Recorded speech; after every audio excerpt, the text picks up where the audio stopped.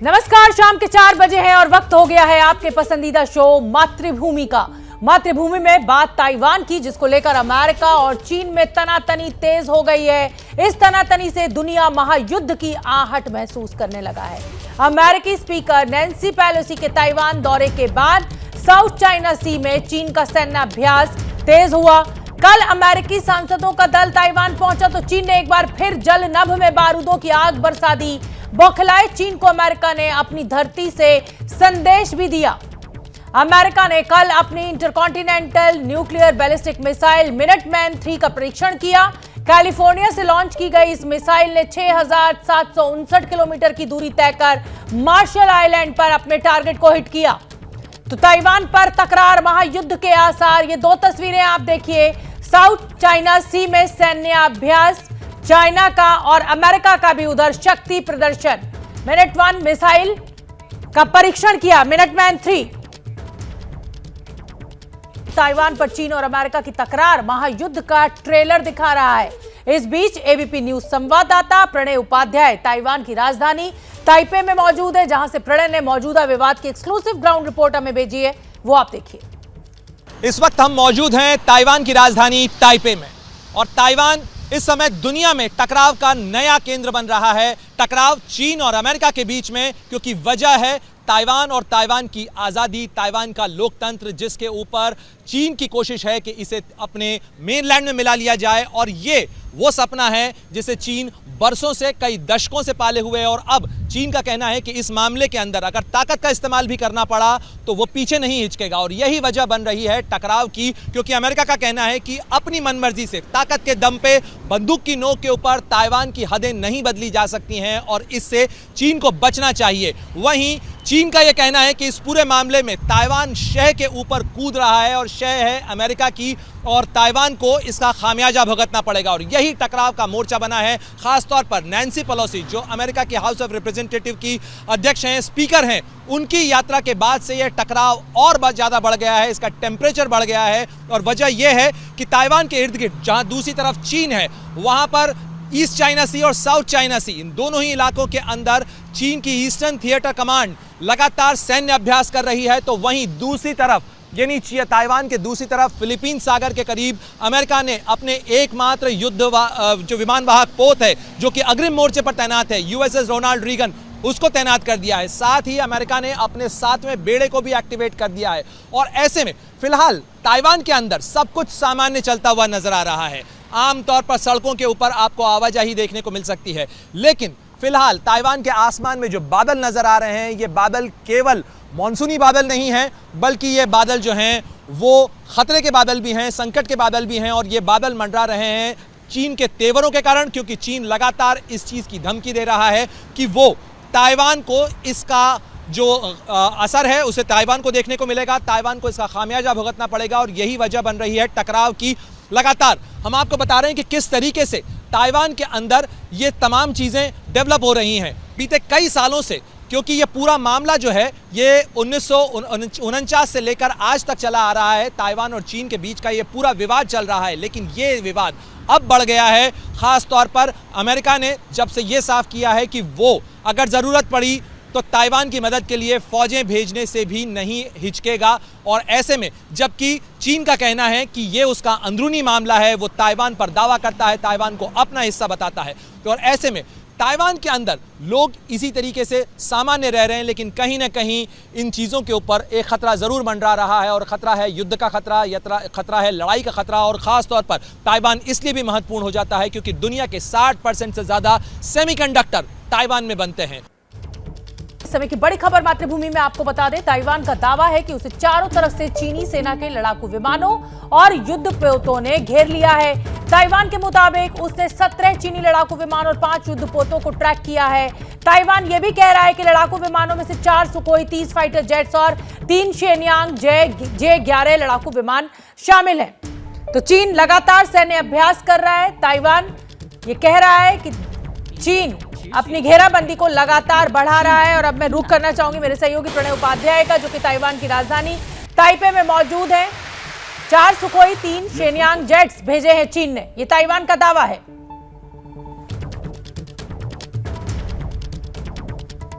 प्रणय, मैं आपका रुख करना चाहूंगी। आपकी रिपोर्ट हमने देखी, हालांकि जो ताइपे शहर आपने दिखाया वहां तो सब कुछ सामान्य दिखाई दे रहा है, लेकिन ताइवान ये लगातार दावे कर रहा है कि चीन की जो घेराबंदी है वो बढ़ती जा रही है, यानी चीन दबाव बनाने की कोशिश कर रहा है। कैसे समझें इस पूरे विवाद को हम यहां बैठकर, और क्या सच में चीन जो है वो ताइवान के ऊपर दबाव बना रहा है इस तरीके से अपने युद्धाभ्यास को तेज कर?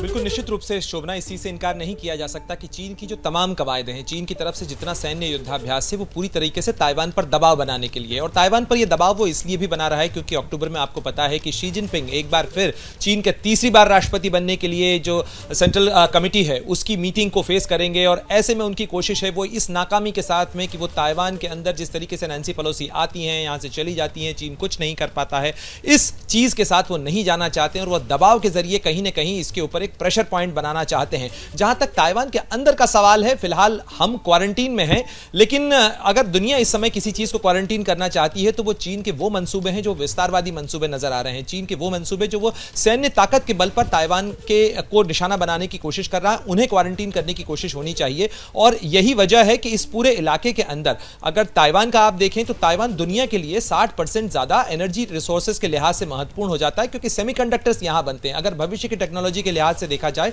तो ताइवान केवल दुनिया के लिए बहुत महत्वपूर्ण है, और इस पूरे इलाके से बहुत सारा ट्रेड गुजरता है, इसलिए दुनिया भर की चिंता है। यह सहज केवल चीन का अपना अंदरूनी मामला नहीं है। और जहां तक एक देश दो व्यवस्था की बात जिस तरीके से राष्ट्रपति शी जिनपिंग द्वारा पहले की गई थी, उस व्यवस्था का हश्र क्या हुआ यह हांगकांग में सबने देखा है। और यही वजह है कि ताइवान के भीतर जब हमने लोगों से बात की तो लोगों का कहना था कि इस तरीके के वादे तो हांगकांग के साथ भी किए गए थे, लेकिन वो नहीं हुआ। और दूसरी बात यह कि ताइवान की अपनी एक आइडेंटिटी है जो बीते 50 सालों से ताइवान ने डेवलप की है, और इन सालों के दौरान वो लोकतंत्र है, खुला बाजार है, यहां पर आप बाहर निकलते हैं तो आपको तमाम इंटरनेशनल ब्रांड्स मिलते हैं। ये दूसरे किस्म का चीन है जी, क्योंकि ये भी ताइवान अपने आप को आधिकारिक रूप से कहता है रिपब्लिक ऑफ चाइना, आरओसी, और यही वजह है कि ये अपनी एक डिफरेंट पहचान बनाता है। हालांकि ये बात है कि दुनिया के बेहद कम मुल्क, कहा जाए कि महज दर्जन भर से ज्यादा 1.5 दर्जन मुल्क जो हैं वो ताइवान को एक देश की मान्यता देते हैं, लेकिन फिर भी ताइवान इंटरनेशनल इंटीग्रेशन के लिहाज से अगर देखा जाए तो एक महत्वपूर्ण भूमिका निभाता है। महज 2.3 करोड़ की आबादी वाला ये जो इलाका है, ये बहुत सारी चीजें दुनिया को देता है। और खासतौर पर अगर सेमीकंडक्टर की बात करें, दुनिया में आपके मोबाइल फोन, हमारे कैमरेज और जो दूसरे इलेक्ट्रॉनिक वाहन हैं, उन तमाम के लिहाज से अगर देखा जाए तो ताइवान का स्वतंत्र रहना और चीन के कब्जे से बाहर रहना महत्वपूर्ण हो जाता है दुनिया भर के लिए। ठीक है प्रणय, मैं अमेरिका के नजरिए से भी समझना चाहूंगी, क्योंकि आपको याद होगा कि जब यूक्रेन और रशिया का युद्ध हुआ तो अमेरिका के ऊपर आरोप लगा कि साहब यूक्रेन का साथ दिया, भड़काया और अब खामियाजा भुगत रहे हैं। यही सेम काम जो है वो अब ताइवान के साथ हो रहा है। अमेरिका की मंशा को हम कैसे समझें ताइवान के नजरिए से? ठीक है, वन चाइना पॉलिसी को आप नकारते हैं, आप नैन्सी पॉलिसी आई तब से ये विवाद चल रहा है, और अब ये कांग्रेसी सांसद और आ गए और ये भड़क गया चीन, इसको कैसे समझें हम? बिल्कुल शोभना, आपने बहुत महत्वपूर्ण सवाल उठाया। अगर अमेरिकन पॉलिसी की बात की जाए तो अमेरिकन पॉलिसी पूरी एम्बिग्विटी यानी धुंध के भीतर चलती है, क्योंकि इसके अंदर एक तरफ वो वन चाइना पॉलिसी की बात करता है, उसे बार बार दोहराता भी है, लेकिन साथ ही ये भी कहता है कि ताइवान जो है उसकी अलग अपनी आइडेंटिटी है और ताइवान की आइडेंटिटी को बदलने के लिए चीन किसी तरीके की शक्ति का इस्तेमाल नहीं कर सकता है।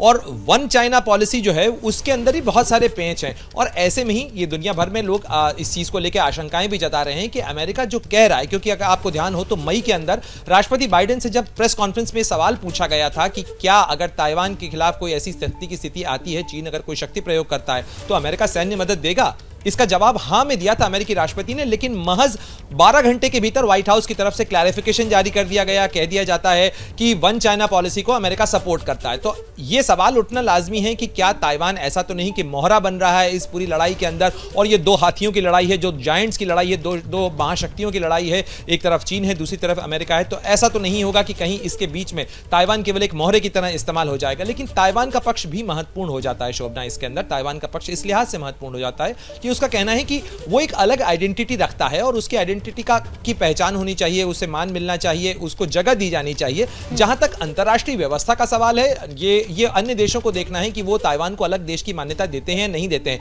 लेकिन ये बात आपने बहुत महत्वपूर्ण उठाई शोभना, और इस चीज से इनकार नहीं किया जा सकता है कि अगर टकराव का मोर्चा बना तो यूक्रेन की तरह ताइवान एक आंगन बन सकता है जिसके अंदर दो महाशक्तियों की लड़ाई होगी।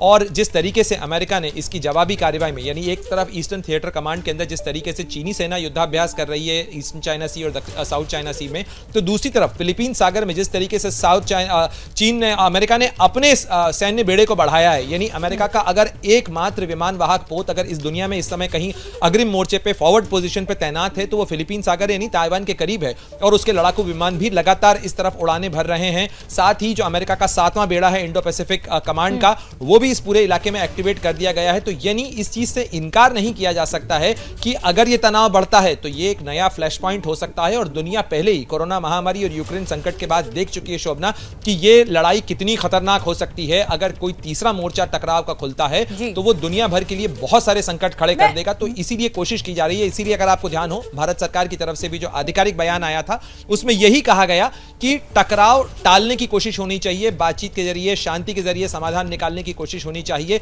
और इस समय में एक तरफा तरीके से ताकत के दम पे किसी भी चीज को बदलने की कोशिश नहीं। मैं इसीलिए कह रही हूं कि जब यूक्रेन के साथ युद्ध हुआ, गेहूं का संकट खड़ा हो गया, पूरी दुनिया में अर्थव्यवस्था की स्थिति जो है वो चरमराई हुई है कोरोना काल के बाद। तो ये जो अमेरिका कर रहा है, हालांकि चीन को मैं सही नहीं कह रही हूं, लेकिन इससे तो आने वाले समय में दुनिया के लिए दिक्कतें बढ़ेंगी ना। ये सिर्फ मसला चीन, अमेरिका और ताइवान के बीच का नहीं है ना, इससे पूरी दुनिया प्रभावित होगी। तो क्या कोई ऐसा अंतर्राष्ट्रीय दबाव अमेरिका, चीन और ताइवान के ऊपर बनाने की कोशिश की जा रही है कि भाई इस संकट को जो है वो आप बातचीत से मसले को हल कीजिए, इस तरीके से एक दूसरे को प्रोवोक मत कीजिए? देखिए, इसके दो पहलू हैं शोभना। सबसे पहले तो ये कि चीन और ताइवान के बीच में, यानी मेनलैंड और ताइवान के बीच में जो बातचीत की प्रक्रिया है वो बीते कई सालों से रुकी हुई है। कोई फॉर्मल बातचीत, कोई डायलॉग प्रोसेस उस तरीके से नहीं है कि शी जिनपिंग या जो साई इंग वेन है जो यहाँ की राष्ट्रपति हैं, क्योंकि चीन इसे मान्यता ही नहीं देता है। वो कहता है कि ये सेसेशनिस्ट फोर्स हैं, ये अलगाववादी लोग हैं जो वन चाइना की पॉलिसी है उसका विरोध करते हैं, इसलिए इनसे कोई बातचीत नहीं हो सकती। लेकिन चीन को लेकर जिस तरीके का मसला खड़ा है वो केवल मुद्दा ताइवान का नहीं है, क्योंकि फिलीपींस भी परेशान है, वियतनाम की भी अपनी दिक्कतें हैं, इसके अलावा मलेशिया, इंडोनेशिया, क्योंकि 9 डैश लाइन के नाम पर चीन जिस तरीके से आइलैंड टेरिटरीज क्रिएट कर रहा है, जिस तरीके से जापान के साथ उसका टकराव है सेनकाकू आइलैंड को लेकर, तो ये मसला केवल ताइवान का अकेले का नहीं है, बल्कि जो इस पूरे मोहल्ले के, यानी अगर आप पूर्वी एशिया के मोहल्ले में देखें तो हर कोई इस चीज से परेशान है जिस तरीके से चीन की दादागिरी देखने को मिल रही है, चाहे वो फिशिंग ट्रॉलर्स का मामला हो या नए आइलैंड्स बनाने का मामला हो। और यहां तक कि चीन तो नए आइलैंड बना रहा है, कृत्रिम आइलैंड बना के वो अपनी टेरिटरी को बढ़ा रहा है। तो ऐसे में स्वाभाविक रूप से अन्य देशों की भी बहुत सारी चिंताएं हैं, और इसीलिए ये एक तरीके से कोशिश है जो ओपन और फ्री इंडो पैसिफिक शब्द आपने भी सुना होगा, फ्रेज आपने भी सुना होगा, और ये बात इसीलिए की जाती है क्योंकि दुनिया का करीब 60% ट्रेड इसी इलाके से गुजरता है। और अगर ये इलाका ब्लॉक कर दिया जाएगा या चीन यहां पर एक तरीके से अपना दबदबा बनाता है तो अंतर्राष्ट्रीय ट्रेड के लिए, अंतर्राष्ट्रीय व्यापार और कारोबार के लिए बहुत सारी समस्याएं खड़ी हो जाएंगी। और समंदर जो है वो एक साझी संपदा है, और यही वजह है कि चीन के इस रवैये को लेकर ताइवान तो केवल एक मुद्दा है, ताइवान तो केवल एक तात्कालिक वजह हो सकती है, लेकिन इस पूरे इलाके में, पूर्वी एशिया के इस इलाके के अंदर आसियान के तमाम मुल्कों की अपनी चिंताएं हैं और इवन भारत की भी अपनी चिंताएं हैं, क्योंकि जिस तरीके से चीन का रवैया एलएसी पर देखने को मिला है, जिस तरीके से वो भारत के ऐतराज को दरकिनार करते हुए पीओके के अंदर कार्रवाई कर रहा है, जिस तरीके से भारत के ऐतराज को दरकिनार करते हुए वो पाकिस्तान की मदद करके पाकिस्तान को वो तमाम चीजें मुहैया करा रहा है, इसको लेकर भारत के ऐतराज भी हैं, भारत की अपनी चिंताएं हैं। और ऐसे में चीन को भी ये समझना होगा कि अगर वो अंतर्राष्ट्रीय व्यवस्था में रहना चाहता है तो उसको इसी व्यवस्था के अनुरूप चलना होगा। जी ठीक है। मैं इस समय के अपडेट की अगर बात करूं प्रणय, तो चीन लगातार घेराबंदी बढ़ा रहा है, सैन्य अभ्यास जो है वो देखने को मिल रहा है कि वो बढ़ता जा रहा है, उसकी जो इंटेंसिटी है। ताइवान की तरफ से किस तरीके से संयम रखा जा रहा है, या ताइवान भी जो है कि रिएक्ट कर रहा है इस समय उस सैन्य अभ्यास के प्रति? बिल्कुल शोभना, ताइवान की तरफ से भी तैयारी पूरी की जा रही है। जिस तरीके से अमेरिका ने समर्थन का ऐलान भी किया है, साथ ही ताइवान को यह कहा है कि ताइवान को डरने की जरूरत नहीं, ताइवान को अगर जरूरत होगी तो सैन्य मदद भी मुहैया कराई जाएगी। उसके साथ ही ताइवान की जो सेना है वो भी पूरी मुस्तैदी से इस चीज की तैयारी में लगी हुई है। खासतौर पर अगर हम मीडियन लाइन की बात करें, यानी चीन और ताइवान के बीच में जो समंदर है, ताइवान स्ट्रेट है, ताइवान जलडमरू मध्य है, उसके बीच से एक काल्पनिक सी लकीर खींची गई है जिसे मीडियन लाइन कहा जाता है, और उस उसके पार जैसे ही चीनी सेना की या चीनी जहाज़ों की या चीनी विमानों की आवाजाही देखी जाती है या एयर डिफेंस आइडेंटिफिकेशन जोन में देखी जाती है, ताइवान के विमान तत्काल, लड़ाकू विमान तत्काल कॉम्बैट एयर पेट्रोल के लिए उड़ान भर जाते हैं। इसके अलावा ताइवान ने पूरे इलाके के अंदर यानी जो कोस्ट लाइन है उसके ऊपर उसने एयर डिफेंस गन्स भी तैनात कर दी हैं। इस समय आम आदमी पार्टी के नेता सौरभ भारद्वाज की प्रेस कॉन्फ्रेंस चल रही है। प्रणय में आऊंगी आपके पास, उसका रुख करना जरूरी। सौरभ भारद्वाज बोल रहे हैं। वाला एरिया ऑफ दिल्ली इनका लैंडमार्क डिसीजन है। भाई अरविंद केजरीवाल के लैंडमार्क डिसीजन की कोई ना तालियां बजाएंगे, नरेंद्र मोदी जी के मंत्री अपने डिसीजन की तालियां बजा रहे। This will be provided, they will be provided basic amenities, United Nations ID cards and round the clock Delhi police protection. Delhi police किसकी प्रोटेक्शन देगी और दिल्ली पुलिस किसकी है? इनकी। और इन्होंने अटैक किसको किया है? PMO India. प्रधानमंत्री जी को कोई अवार्ड की मुझे लगता है कि कोई जरूरत होगी, इसलिए यूनाइटेड नेशंस, पीएमओ सबको टैग करके लिखा गया है।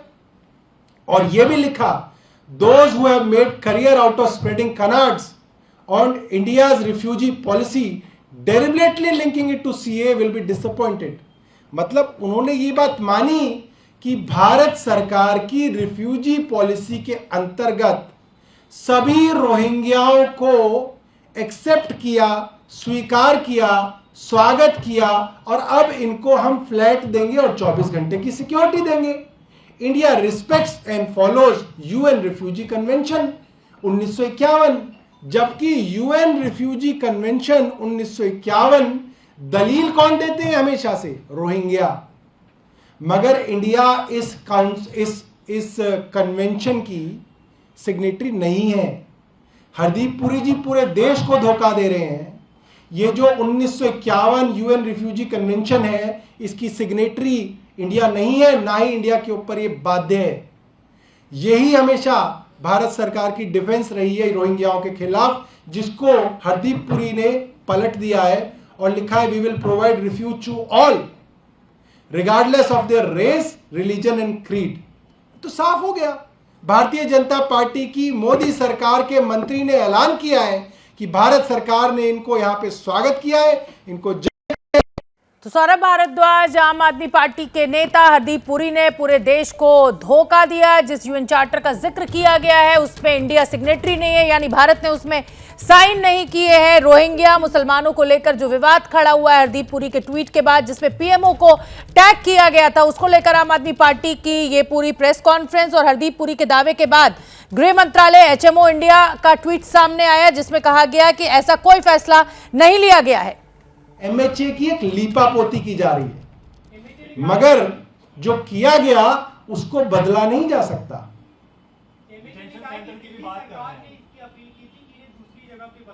बहुत बढ़िया, बहुत बढ़िया।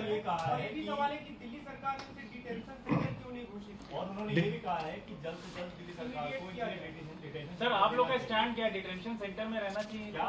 इसमें ये भी बात कही गई है कि दिल्ली सरकार के चीफ सेक्रेटरी किसी मीटिंग में गए थे इस बात को लेकर।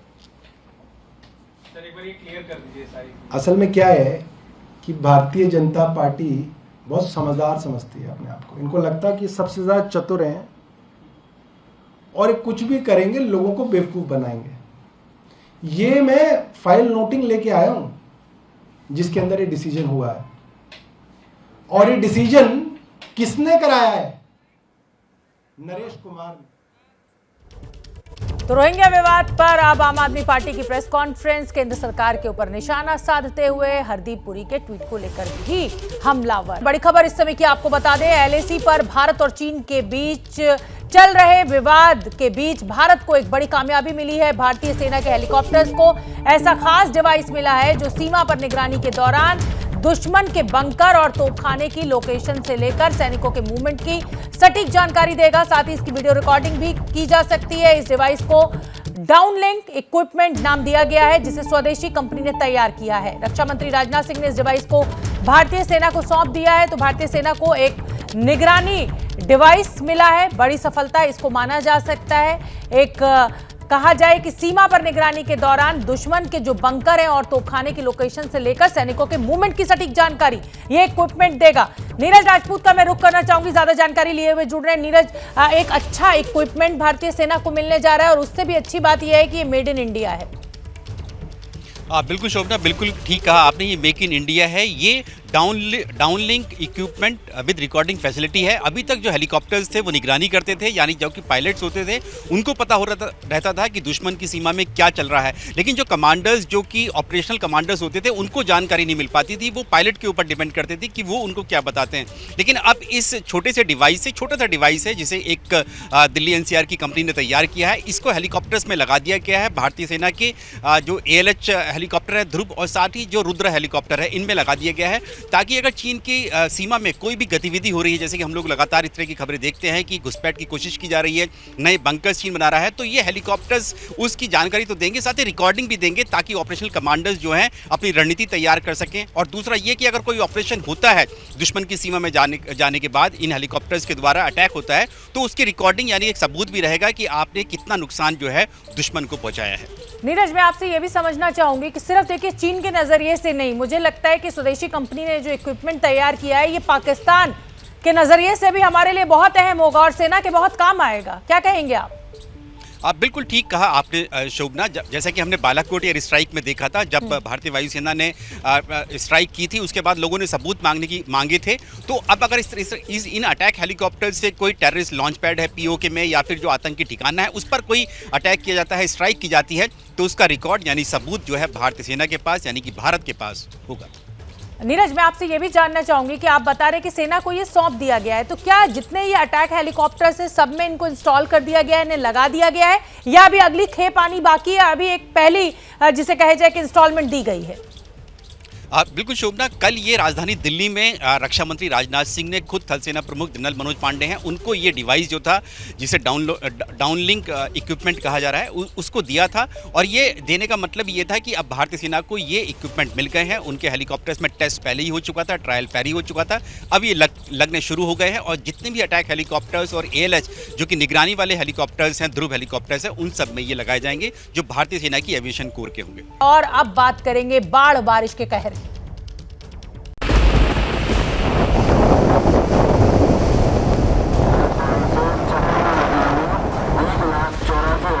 पानी छोड़ा गया है।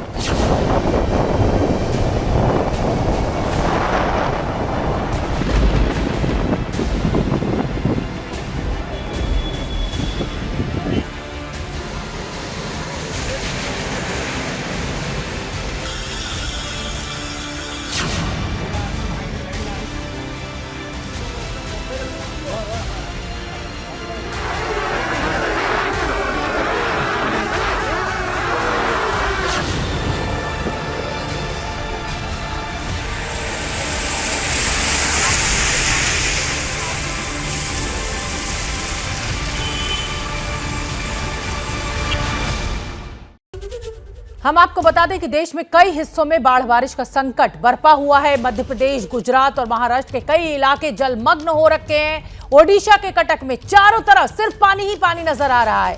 बड़े बड़े मंदिर जलमग्न हो गए हैं। गुजरात के बनासकांठा में भी पानी की मार पड़ी है। जगह जगह से जल भराव की तस्वीरें हमें मिल रही हैं। ये तस्वीरें हम आपको दिखा भी रहे हैं और ये देखिए, अंदाजा लगाइए इन तस्वीरों को देखकर कि कितनी दिक्कत हो रही होगी। मध्य प्रदेश के राजगढ़ और रायसेन में भी मूसलाधार बारिश से जनजीवन पूरी तरह अस्त व्यस्त है। महाराष्ट्र के नासिक में भी पानी की मनमानी ने लोगों को परेशान कर दिया है। बिहार के भागलपुर में भारी बारिश से गंगा का जल स्तर बढ़ गया है। उफान पर बह रही गंगा नदी जो है वो लोगों को डरा रही है। तो ओडिशा, गुजरात, मध्य प्रदेश, महाराष्ट्र, बिहार की ये तस्वीरें आप देखिए। और ओडिशा की अगर बात करें तो बाढ़ बारिश से हालात बेहद खराब हैं। हालात अगले 4 दिन ऐसे ही रहने वाले हैं। देखिए संवाददाता मनोज्ञा लोईवाल की खास रिपोर्ट। ओडिशा में बाढ़ की स्थिति बद से बदतर होती चली जा रही है और अगले 48 घंटों तक खतरा टला नहीं है। दरअसल हीराकुद डैम के 40 गेट खुल जाने के बाद से लगातार पानी का प्रवाह इतना तेज हो गया है, जिसमें बारिश की वजह से तबाही मचा दी है। 2 लाख से ज्यादा लोग प्रभावित हैं ओडिशा के 10 से ज्यादा जिलों में, जहां पर इस समय देवी नदी हो या फिर महानदी हो, इन सभी नदियों में पानी उफान पर है। कई इलाके जलमग्न हैं। जिस तरह से ये भुवनेश्वर से लेकर पुरी तक की सारी सड़कों पर इस समय पानी भरा हुआ है और नदियां भी उफान पर हैं। अगले कुछ घंटों तक राज्य सरकार की ओर से खासा निगरानी की जा रही है। मुख्यमंत्री ओडिशा के नवीन पटनायक ने ये साफ कह दिया है कि एक भी व्यक्ति की जान नहीं जानी चाहिए। ऐसे में जो पूरी तरह से रिलीफ कमिश्नर वो तैयारी कर रहे हैं। राज्य सरकार की ओर से ओड्राफ, एनडीआरएफ और बाकी सारी सुविधाओं को और सेवाओं को ज़मीनी स्तर पर लगा दिया गया है। कई सारे रिलीफ सेंटर्स बनाए गए हैं जहां पर इस समय लोगों को रखा जा रहा है, मुफ्त में खाना दिया जा रहा है, क्योंकि अगले 48 घंटे से 42 घंटे में अगर इसी तरह से बारिश बढ़ी तो स्थिति और ज़्यादा गंभीर हो जाएगी। कैमरा पर्सन सूरज पांडे के साथ मनोज्ञा लोईवाल, उड़ीसा, एबीपी न्यूज़।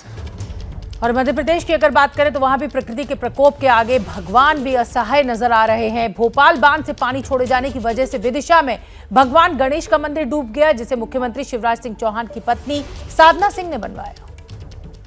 भोपाल के पास विदिशा में बेतवा उफनी हुई है। हम बेतवा के रंगई पुल पर हैं और आप मेरे सामने देख सकते हैं किस कदर बेतवा का विशाल प्रवाह है। चारों तरफ बेतवा का पानी पानी है, जिसमें डूबे हैं कई सैकड़ों हेक्टेयर खेत और उनकी फसल। अब और ये दरअसल बांध का पानी है जो छोड़ा गया है। और अब क्योंकि यहाँ पिछले 2 दिन से बारिश तो नहीं हुई है, मगर बारिश नहीं होने के बावजूद ये जो बांध का पानी है इसने विदिशा शहर को तकरीबन 3 तरफ से घेर के रखा हुआ है। और ये वो जगह है, इसे बाढ़ का मंदिर बोलते हैं, बाढ़ वाले गणेश जी का मंदिर। दरअसल ये गणेश जी का मंदिर और कहा जाता है कि जब भी बाढ़ आती है गणेश जी का ये मंदिर डूब जाता है। तो फिर वही हुआ है, बाढ़ आई है, गणेश जी के मंदिर में पानी प्रवेश कर गया है, पानी ये मंदिर डूब गया है। और दरअसल इस मंदिर की खासियत यही है कि मध्य प्रदेश के मुख्यमंत्री शिवराज सिंह चौहान और उनकी पत्नी साधना सिंह का ये बड़ा आराध्य देव का मंदिर है और वो हमेशा यहाँ पर आते हैं विदिशा जाने के पहले, क्योंकि विदिशा मध्य प्रदेश के मुख्यमंत्री शिवराज सिंह चौहान की लंबे समय तक संसदीय इलाका रहा है और पति पत्नी दोनों यहाँ आते हैं और इस मंदिर का आराध्य भगवान को मान के यहाँ पे हमेशा भंडारा या पूजा होती है। और इस मंदिर में लगातार निर्माण कार्य चल रहा है। आप देख सकते हैं कि पूरा मंदिर आज डूबा हुआ है, चबूतरा बना हुआ, चबूतरे के ऊपर तक पानी आया हुआ है और पूरा मंदिर इस समय पानी से डूबा हुआ है। और अपने नाम के अनुरूप यानी कि बाढ़ वाले गणेश जी बाढ़ में डूबे हुए हैं। तो निश्चित ही ये वो पानी है जो बांध से छोड़ा गया है और यहाँ पर लगातार आ रहा है, जिसके चलते लोगों की और ये पास की जो बस्तियां हैं वहाँ भी पानी भर गया है। इन बस्तियों में जो पानी भरा हुआ है उससे लोगों की परेशानी लगातार बढ़ती जा रही है, मगर पानी पिछले 3 और 4 दिन से जस का तस बना हुआ है, ना कम हो रहा है और ना ही बढ़ रहा है, क्योंकि ये बांध का पानी है। बारिश बंद हो गई है, बस यही राहत की बात है कि ये पानी बढ़ नहीं रहा है, बस स्थिर बना हुआ। जब बांध का अपना पूरा पानी संतुलित तरीके से निकाल देगा तब कहीं जाके पानी उतारना शुरू होगा। मगर इस पानी ने अड़ोस पड़ोस की बस्तियों में भी लोगों को प्रभावित किया है, लोग परेशान हैं। कैमरामैन होमेन के साथ ब्रजेश राजपूत, एबीपी न्यूज़, विदिशा। बिहार के कानून मंत्री कार्तिक कुमार के वकील इस वक्त प्रेस कॉन्फ्रेंस कर रहे हैं। कार्तिक कुमार के वकील ने कहा है कि उनके फरार होने के आरोप बेबुनियाद हैं। वकील कह रहे हैं कार्तिक कुमार के कि उनके फरार होने के आरोप बेबुनियाद है। कार्तिक कुमार की तरफ से अग्रिम जमानत के लिए सेशन जज के आवेदन दिया गया है, जिस पर सुनवाई के बाद 1 सितंबर तक गिरफ्तारी पर रोक लगा दी गई है। तो बड़ी जानकारी बिहार के कानून मंत्री कार्तिक कुमार के वकील के द्वारा दी जा रही है। कार्तिक कुमार फरार नहीं है।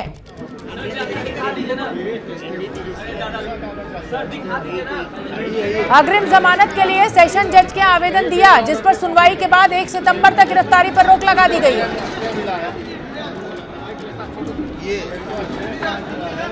तो वकील की प्रेस कॉन्फ्रेंस, बड़ी जानकारी।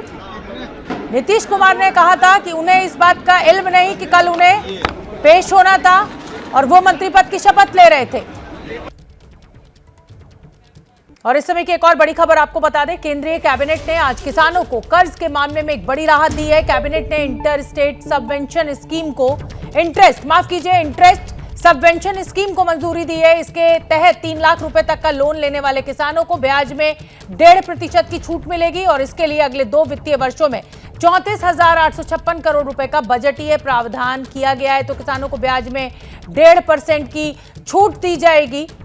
3 लाख रुपए तक का लोन लेने वाले किसानों को ये छूट मिलेगी।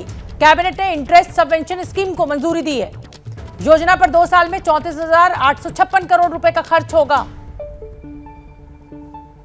एक सेंट्रल स्कीम जो है हमारी सेंट्रल सेक्टर की, वो मॉडिफाइड इंटरेस्ट सबवेंशन स्कीम है, जहां पर अगर आप देखें तो शॉर्ट टर्म एग्रीकल्चर लोन जो किसानों को मिलता है किसान क्रेडिट कार्ड पर, इस पर 3 लाख रुपए का लोन किसान को मिलता है।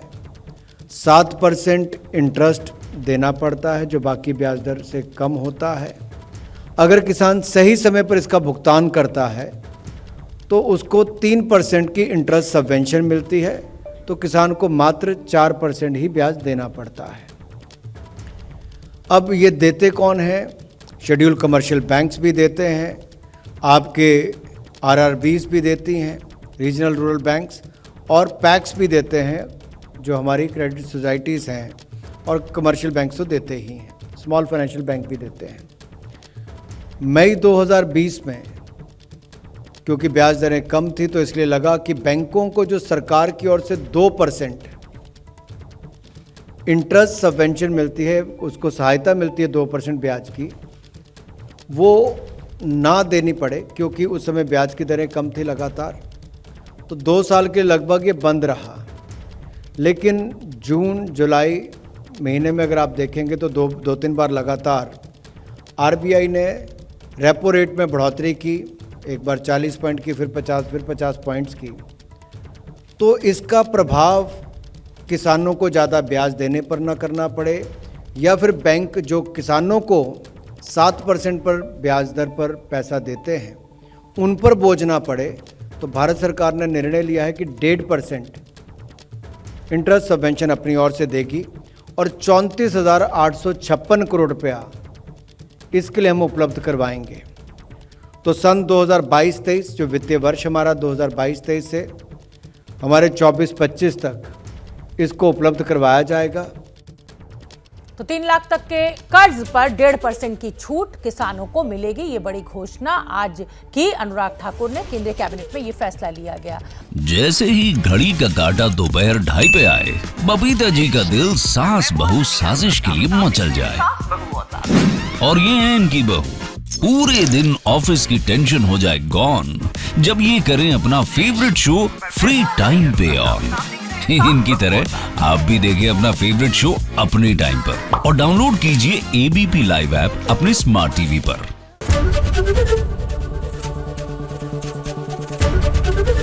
एबीपी न्यूज आपको रखे आगे।